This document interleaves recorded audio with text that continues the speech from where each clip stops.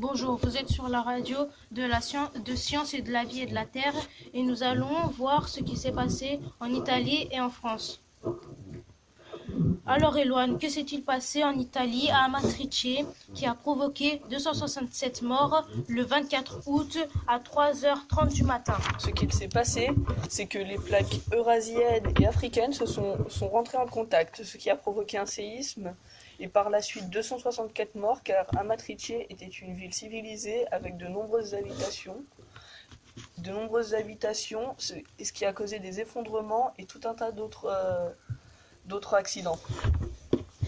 Merci beaucoup Eloane, mais nous n'allons pas en rester là car il y a eu une inondation en France, la Seine a débordé à Blon-sur-Seine. Alors, que s'est-il passé Pascal?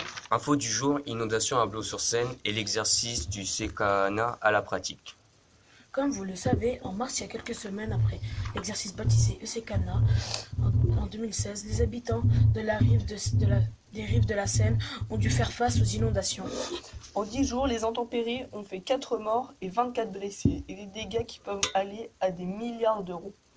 À Blon-sur-Seine est une petite ville du Val-de-Marne a touché le tiers qui sont situés dans les zones inondables. On connaît bien les crues, celui de 1955, celle de 1982 et la norme importante, celle de 2001.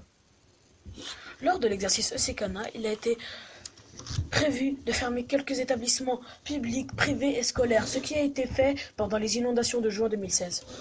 Mercredi 25 mai, on pensait être sorti de la zone à risque, mais 8 jours plus tard, 12 rues proches des bords de Seine ont été privées de courant et de réseau. L'exercice a permis de savoir à quel moment se procéder à l'évacuation. Grâce à Sekana, beaucoup de choses se sont faites naturellement, parce qu'il faut décider avec 24 heures ou 48 heures d'avance. Merci, on se retrouve dans une prochaine radio. À bientôt.